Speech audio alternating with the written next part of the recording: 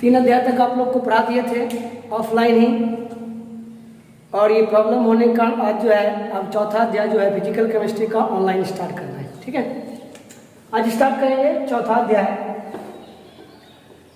रासायनिक गतिकी।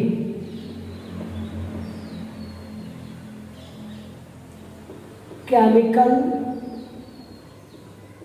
काइनेटिक्स, रासायनिक गतिकी, केमिकल काइनेटिक्स। ये फिजिकल केमिस्ट्री का 4th चैप्टर है। सबसे पहले जानते हैं इस अध्याय में पढ़ना क्या है। काइनेटिक्स मतलब होता है गति, मूवमेंट। अब ये मूवमेंट किसका? मूवमेंट पढ़ना आपको केमिकल इक्वेशन का, केमिकल रिएक्शन का, रासायनिक अभिक्रिया का मूवमेंट, रासायनिक अभिक्रिया का वेग। और इस अध्याय में पढ़ना इसका मैकेनिज्म यानी क्रियाविधि, कि रासायनिक अभिक्रिया होती किस प्रकार से है उसके बारे में। तो लिखिए, भौतिक रसायन की वह शाखा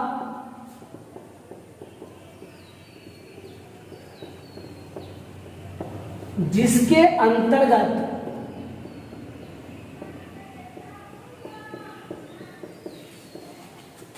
रासायनिक अभिक्रियाओं के वेग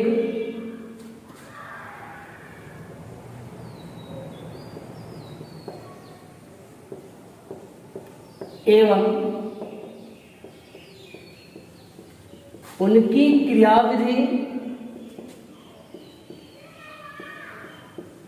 का अध्ययन किया जाता है।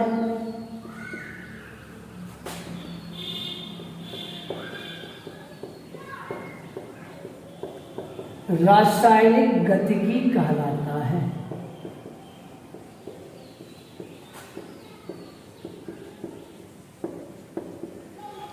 यानी फिजिकल केमिस्ट्री का ये वो चैप्टर है, वो अध्याय है जिसके अंतर्गत आपको पढ़ना है कि रासायनिक अभिक्रिया का वेग क्या है और उसका क्रियाविधि क्या है। अब स्टार्ट करते हैं। वेग के आधार पे अभिक्रिया के 3 प्रकार होते हैं। पहला है आपका तीव्र वेग वाली अभिक्रिया, रासायनिक अभिक्रिया के प्रकार।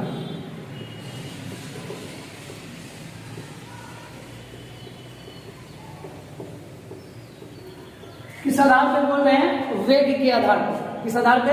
वेग के आधार पर रासायनिक अभिक्रिया के प्रकार लिख देते हैं। वेग के आधार पर पहला है मंद वेग वाली अभिक्रिया।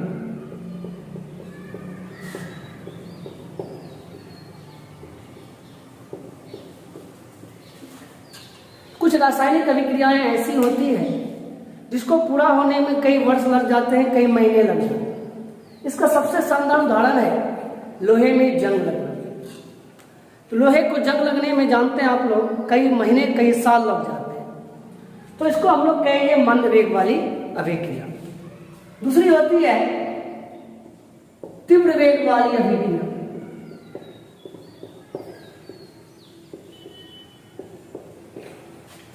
कुछ ऐसी भी रासायनिक अभिक्रियाएं हैं जिसको पूरा होने में कुछ सेकंड लगते हैं या सेकंड का कुछ हिस्सा लगता है, उसको कहते हैं तीव्र वेग वाली अभिक्रिया। इसका सबसे अच्छा उदाहरण है आयनिक अभिक्रिया। जैसे NaCl सोडियम क्लोराइड, इसकी अभिक्रिया AgNO3 सिल्वर नाइट्रेट के साथ करवाएंगे तो AgCl का PPT यानी अवक्षेप प्राप्त होगा और NaNO3 सोडियम नाइट्रेट प्राप्त होगा। तो कहिएगा ये अभिक्रिया आखिर तीव्र वेग वाली अभिक्रिया के अंतर्गत क्यों आती है रासायनिक आयनिक अभिक्रिया?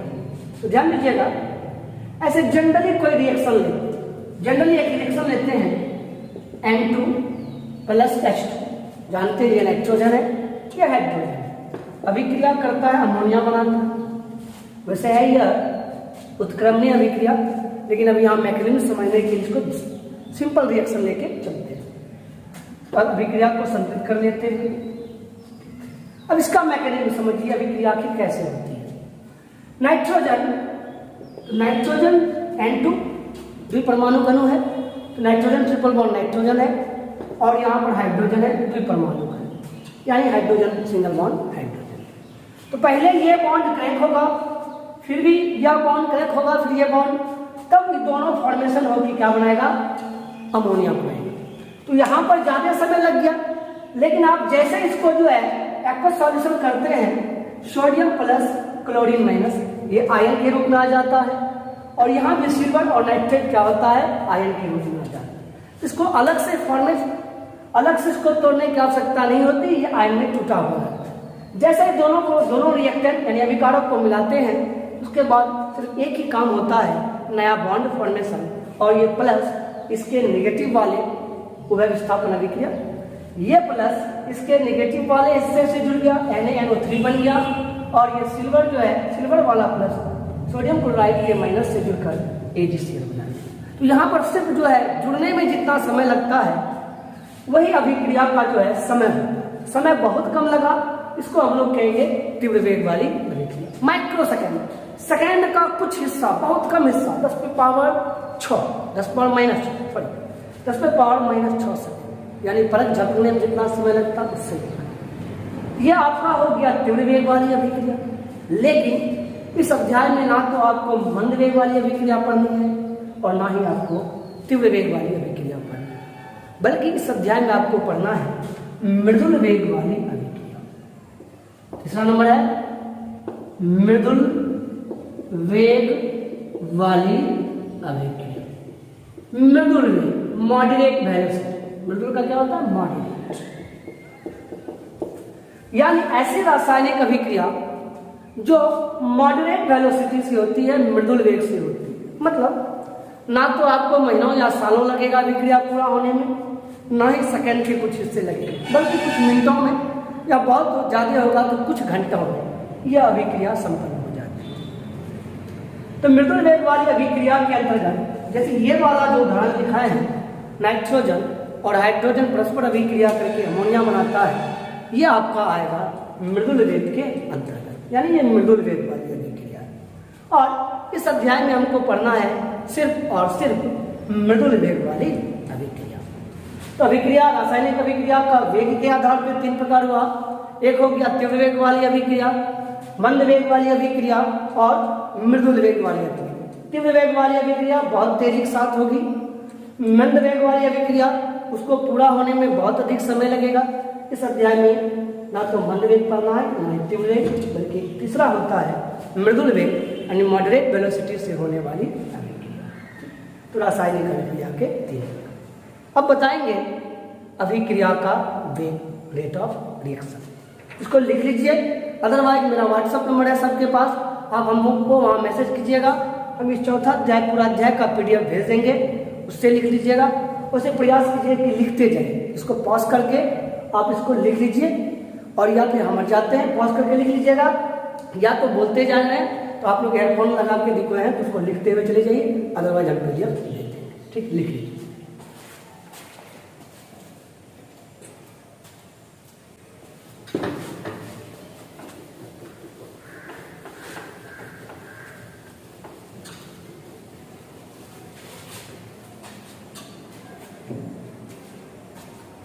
अब पढ़ेंगे अभिक्रिया का वेग, रेट ऑफ रिएक्शन। लिखिए, अभिक्रिया का वेग, रेट ऑफ रिएक्शन। अभिक्रिया का वेग, रेट ऑफ रिएक्शन। तो रेट ऑफ रिएक्शन को समझने से पहले आपको थोड़ा सा मैकेनिज्म समझना होगा कि रासायनिक अभिक्रिया किस प्रकार से घटित होती है। रासायनिक अभिक्रिया में 2 चीज का होना आवश्यक है।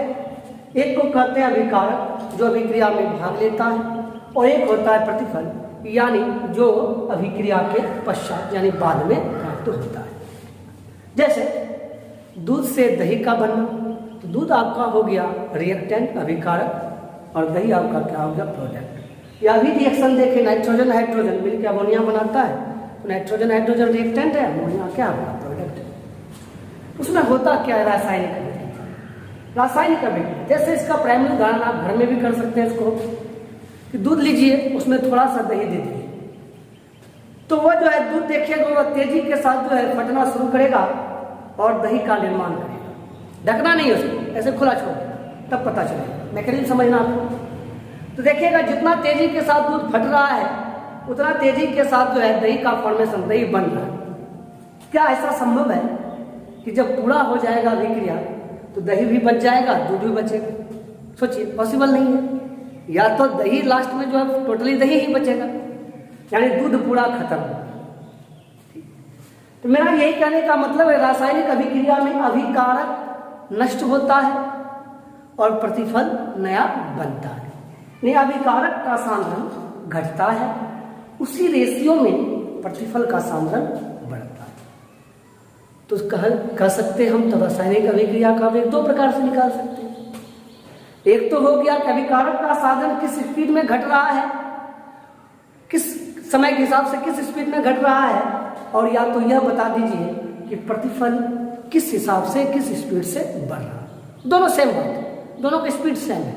अभिकारक जितना तेजी के साथ घटेगा प्रतिफल उतना तेजी के साथ बनेगा। तो रासायनिक अभिक्रिया का वेग यानी अभिक्रिया का वेग, रेट ऑफ रिएक्शन में तो हम बोल सकते हैं कि अभिक्रिया, रासायनिक अभिक्रिया में अभिकारक प्रतिफल में परिवर्तित होता है। अभिकारक का सांद्रण जिस अनुपात में घटता है प्रतिफल का सांद्रण उसी अनुपात में बढ़ता है। अतः रासायनिक अभिक्रिया का वेग दो प्रकार से ज्ञात किया जा सकता है। पहला है अभिकारकों में से, बहुत सारा अभिकारक हो सकता है, उसमें से किसी अभिकारक को देख लेना। ये कंफ्यूजन मत करना कि पहला वाला है दूसरा, दो अभिकारक या तीन अभिकारक, तो आप कोई भी अभिकारक ले सकते हैं। प्रतिफल के केस में भी यदि बहुत सारा प्रतिफल हो रहा है, 2 हो रहा है, 3 हो रहा है, 4 हो रहा है, 5 हो रहा है, कोई टेंशन नहीं। किसी प्रतिफल का आप देख लीजिए, उसका कंसंट्रेशन किस रेशो में बढ़ रहा है, वो आपका क्या होगा, अभिक्रिया का वेग बता देगा। इसका मतलब अभिक्रिया का वेग दो प्रकार से, पहला प्रकार है अभिकारकों में से किसी अभिकारक के सांद्रण के घटने के वेग द्वारा या दूसरा नंबर लिख सकते हैं, दूसरा उपाय है प्रतिफलों में से किसी प्रतिफल के सांद्रण के बढ़ने के वेग द्वारा। तो याद रखिएगा, रासायनिक अभिक्रिया का वेग जो है दो प्रकार से ज्ञात किया जा सकता है। पहला है अभिकारकों में से किसी अभिकारक, दो अभिकारक हो, दो में से किसी, तीन अभिकारक हो, तीन में से कोई, या प्रतिफल है 2 या 2 से अधिक है या एक ही है, तो किसी भी टर्म में किसी भी पद में आप निकाल सकते हैं रासायनिक अभिक्रिया का वेग। ठीक है। अब एक जो है रिएक्शन लिखते हैं, ए और बी अभिकारक है और सी और डी क्या है, प्रतिफल। कैसे जाने ए और बी अभिकारक है, आसान सा उपाय है, 10th क्लास में पहला अध्याय में पढ़ेगा। तिरछिन है, तिरछिन के बाईं ओर वाले को कहते हैं अभिकारक, रिएक्टेंट, और तिरछिन के दाहिनी ओर वाले को कहते हैं प्रतिफल यानी प्रोडक्ट। अब डायरेक्ट हम अभिक्रिया का वेग जो है डायरेक्ट लिख सकते हैं, अभिकारक का पद हो या प्रतिफल का पद। अभिक्रिया का वेग हम लिख सकते हैं सांद्रण परिवर्तन, चेंज इन कंसंट्रेशन, बटे लगाव समय। सांद्रण में जितना परिवर्तन हो और कितने समय में हो वही क्या कहलाएगा, आपका अभिक्रिया का वेग। चलिए, यहां पर अभिकारक है ए और अभिकारक है बी। पहले भी कहा था मैंने कि आप अभिकारकों में से किसी अभिकारक का सांद्रण देख लीजिए घट किस स्पीड में है, और प्रतिफल में भी देख लीजिएगा किसी प्रतिफल में उसका सांद्रण किस हिसाब से बढ़ रहा है, किस रेशियो से बढ़ रहा है। ठीक है, पहले अभिकारक के पद में देख लेते हैं।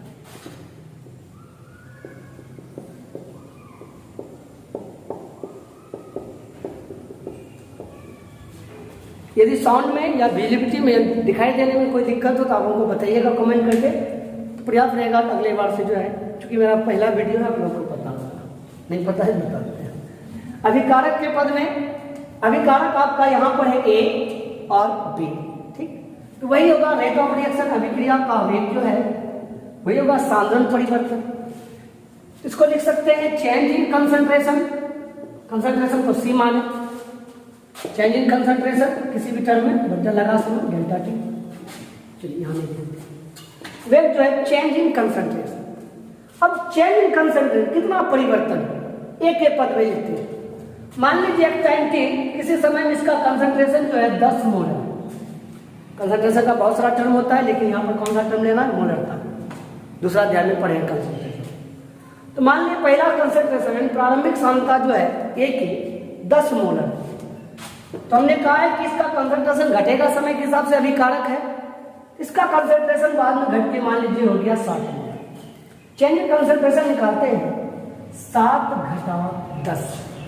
लास्ट वाला कंसंट्रेशन 7 है, शुरुआत वाला कितना माने 10 माने, तो हम लिख सकते हैं 7 घटा 10। तो कहिएगा सर स्पीड तब जो है माइनस में आ जाएगा। कैसे, 7 में 10 दिया तो -3, समय कुछ लगा मान 5 सेकेंड 10 सेकेंड कुछ लगा, स्पीड क्या हो जाएगा आपका माइनस।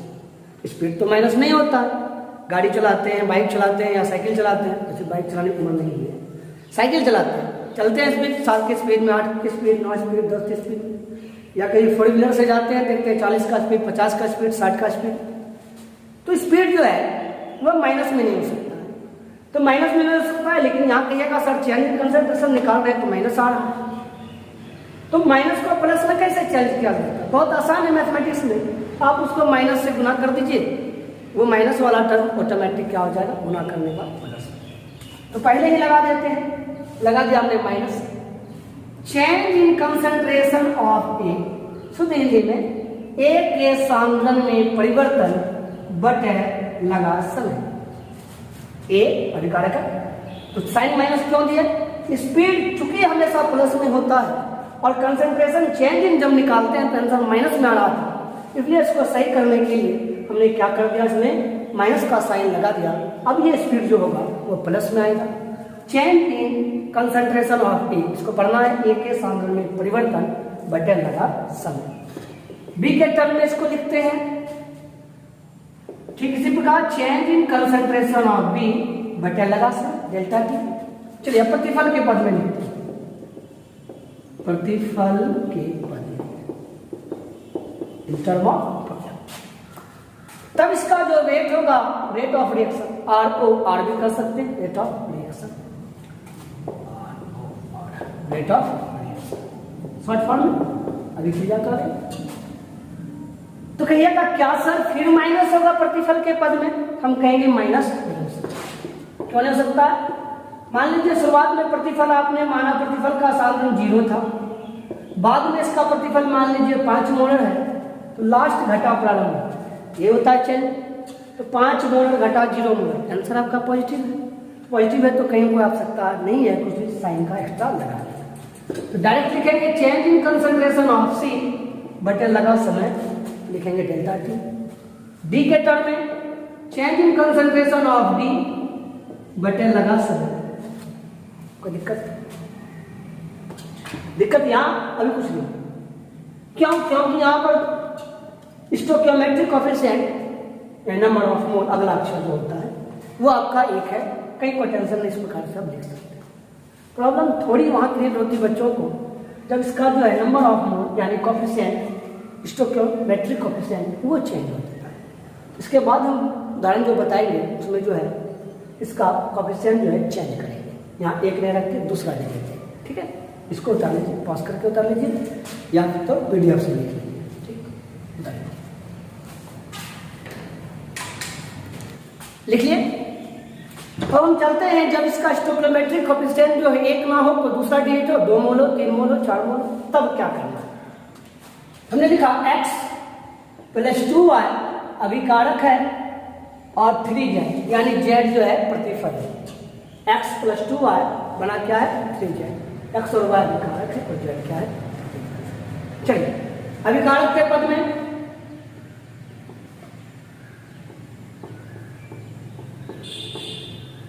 तो रेट ऑफ रिएक्शन आर और लिख दें, कोई दिक्कत नहीं होना चाहिए साइन। तो लिखेंगे माइनस, क्यों दिया माइनस साइन, क्योंकि अभिकारक का पद जो है दिशांतरण परिवर्तन करते हैं तो वह निगेटिव आ जाता है, और वेग कभी भी निगेटिव नहीं होना चाहिए बल्कि क्या होना चाहिए, पॉजिटिव। इसलिए हम लोग क्या करते हैं, माइनस का एक्स्ट्रा साइन लगाते हैं। Change in concentration of x बटे लगा, बहुत अच्छा, हल्का पहले वाला था, नंबर ऑफ मोल एक है, एक लिख दिया।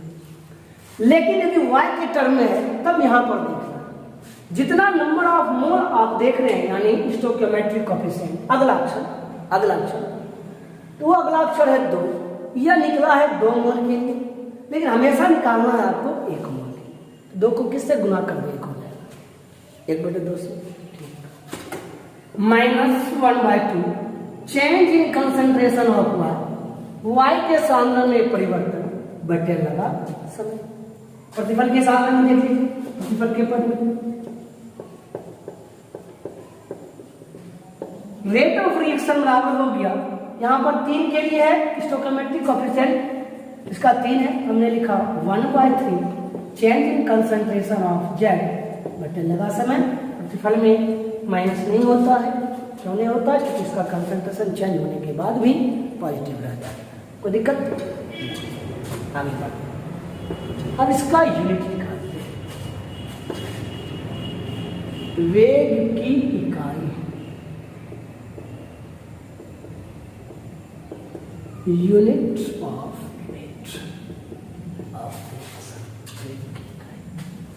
हमने लिखा है वेग बराबर सांद्रण परिवर्तन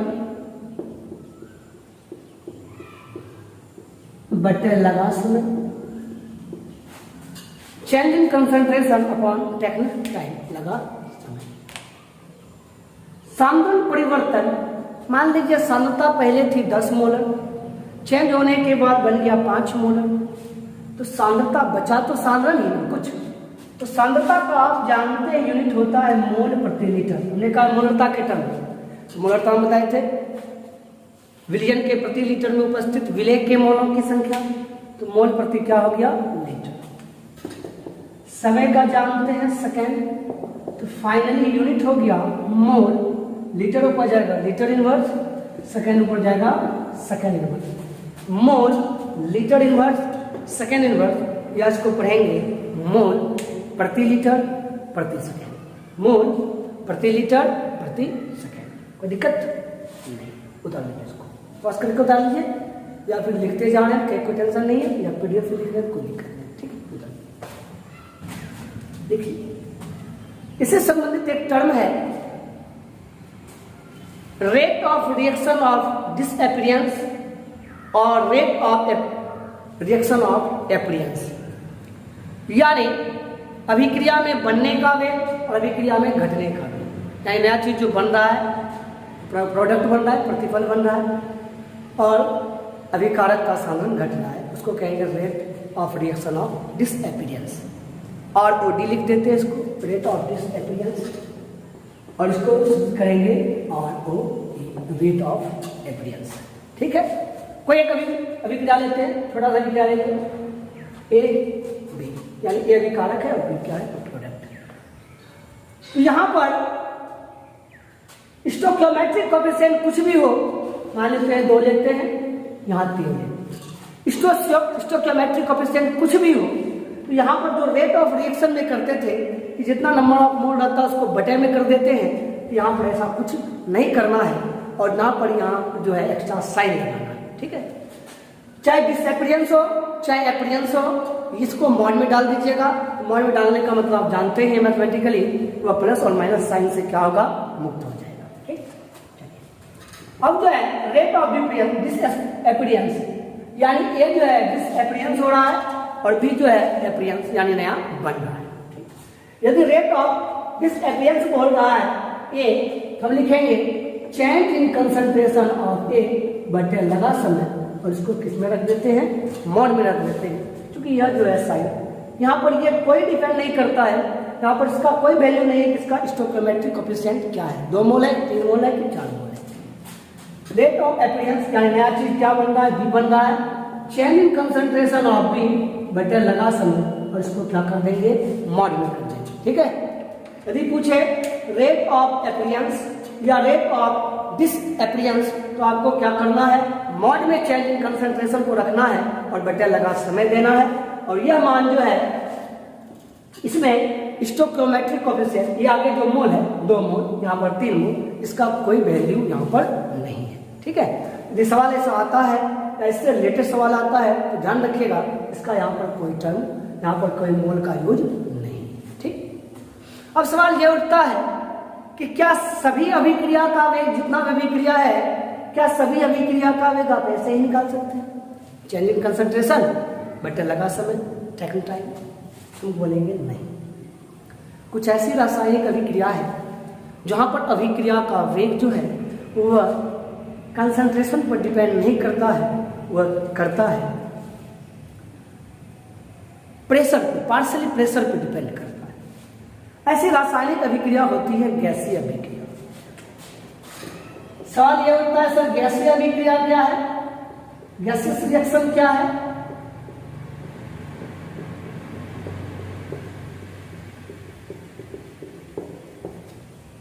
कहता है ऐसी रासायनिक अभिक्रिया जिसका अभिकारक भी गैस हो और प्रतिफल भी गैस हो, उसको कहते हैं गैसीय अभिक्रिया। उदाहरण, अभिकारक भी गैस और प्रतिफल भी गैस। तिरछिन के बाईं ओर वाला भी गैस, तिरछिन के दाईं ओर वाला भी गैस, ऐसे बोल लिख सकते हैं, सुन सकते हैं, समझ सकते हैं। नाइट्रोजन हाइड्रोजन अभिक्रिया करके बनाएगा अमोनिया। नाइट्रोजन हाइड्रोजन अभिक्रिया करके क्या बनाया, अमोनिया। तो यहां पर गैसीय रिएक्शन कैसे, नाइट्रोजन की भौतिक अवस्था जानते हैं गैस होती है, हाइड्रोजन की भौतिक अवस्था भी गैस होती है, और बनने वाला जो नया प्रोडक्ट है अमोनिया, इसकी भौतिक अवस्था गैस होती है। कहता है क्या ऐसे रिएक्शन का भी जो है आप जब रेट निकालिएगा तो क्या कंसंट्रेशन का पद लेना है? हम बोलेंगे नहीं। यहां पर टर्म लेना है आपको पार्शियल प्रेशर, आंशिक दाब। नाइट्रोजन हाइड्रोजन अभिक्रिया का थोड़ा सा मैकेनिज्म समझ लीजिए। नाइट्रोजन और हाइड्रोजन को जो है कंप्रेस्ड करके एक सिलेंडर में डाल दिया जाता है, फिर अभिक्रिया कराई जाती है, ये परिवर्तन करता है उसमें। तो नाइट्रोजन हाइड्रोजन का जो है सम्मिलित रूप से प्रेशर जितना ज्यादा रहता है उस समय समझ लीजिए अभिक्रिया तेज होती है, प्रेशर ज्यादा मारेगा तेजी के साथ मिलेगा, नया फॉर्म होगा। तो यहां पर डिपेंड करेगा पार्शियल प्रेशर का टर्म, आंशिक दाब का टर्म।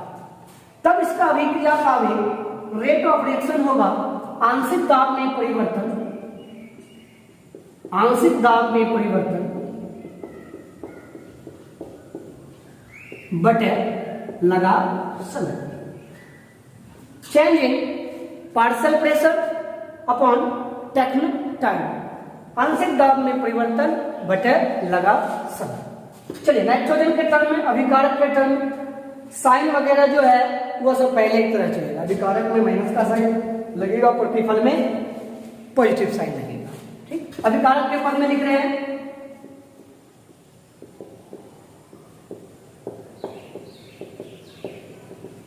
चलिए रेट ऑफ रिएक्शन बराबर हो गया था नाइट्रोजन के टर्म में minus delta partially pressure of nitrogen, क्या पड़ेगा इसमें, partially pressure of nitrogen, nitrogen का आंशिक दाब, आगे डेल्टा साइन है परिवर्तन, यानी नाइट्रोजन के आंशिक दाब में परिवर्तन बटे लगा समय।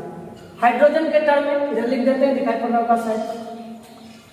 हाइड्रोजन के टर्म में रेट ऑफ रिएक्शन हाइड्रोजन के टर्म में इसका 3 मोल है, स्टोइकोमेट्रिक कोएफिशिएंट 3 है, लिखेंगे -1/3 change in partially pressure of hydrogen बटे लगा समय। और प्रतिफल के पद में देख लें,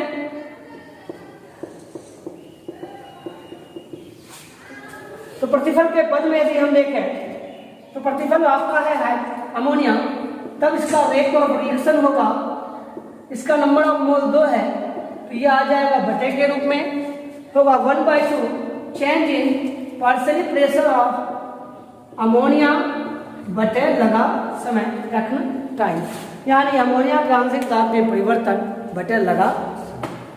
अब इसका यूनिट वहां पे साधन का पद था तो यूनिट हो गया था आपका मोल, लीटर इनवर्स सेकेंड इनवर्स। यहाँ पर आंशिक दाब का पद है, इसका यूनिट गैसियस रिएक्शन के केस में यूनिट जो होता है वह होता है पार्शियली प्रेशर, एटीएम हो गया आपका, और समय को क्या कहेंगे, सेकेंड। तो हो गया आपका एटीएम पर सेकेंड, एटीएम पर सेकेंड। दिक्कत नहीं है, उसको उतार लीजिए। और फिर इस पर एक न्यूमेरिकल क्वेश्चन जो है, एक न्यूमेरिकल क्वेश्चन हम अभी बता देंगे, बाद में कि आप लोग बनाइएगा। यदि कोई प्रॉब्लम होगा तो हमको ग्रुप में डालिएगा या फिर डायरेक्ट हमको मैसेज कीजिएगा, हम उसका आज शाम को या जिस दिन फुर्सत मिलेगा उसका सवाल देंगे। भारतीय वन में नहीं मिलेगा, लेकिन और पब्लिकेशन में है किताब। एनसीईआरटी में भी बहुत कम सवाल है, या नहीं के बराबर होगा न्यूमेरिकल, लेकिन और सब किताब में या एक हम बता देंगे अभी। उसके बाद जो है आप लोग जो और बनाइएगा, नहीं बनेगा तो हमसे उतार लीजिए, पॉज करके उतार लीजिए।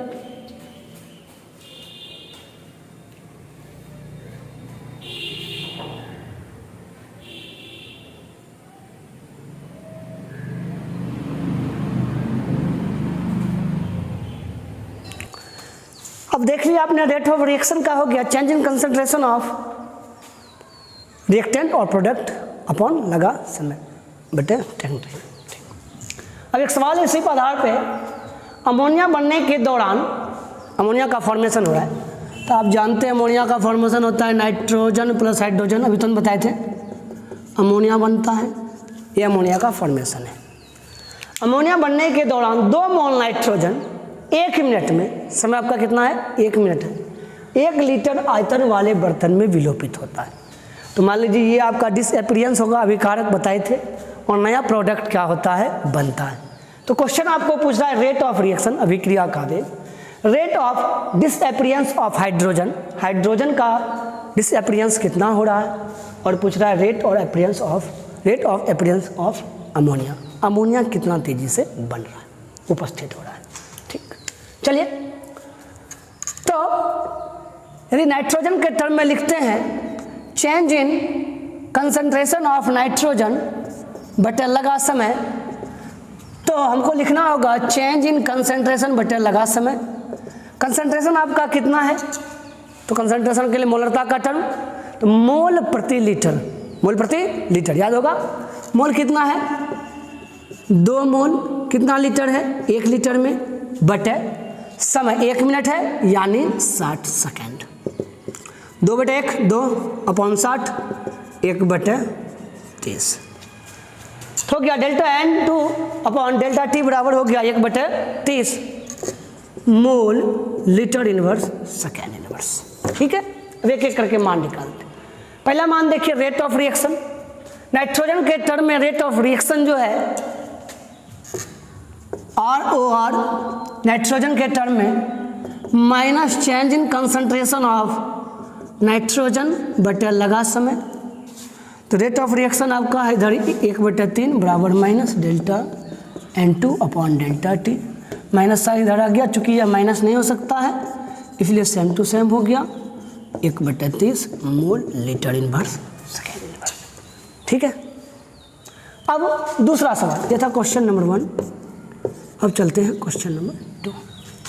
कहता rate of disappearance of hydrogen, rate of disappearance of hydrogen, rate of disappearance of hydrogen बराबर लिख सकते हैं 1/3 change in concentration of hydrogen बटे लगा समय। रेट ऑफ डिसएपीरियंस निकालना है, तो -1/3 चेंज इन कंसंट्रेशन, 1 मिनट,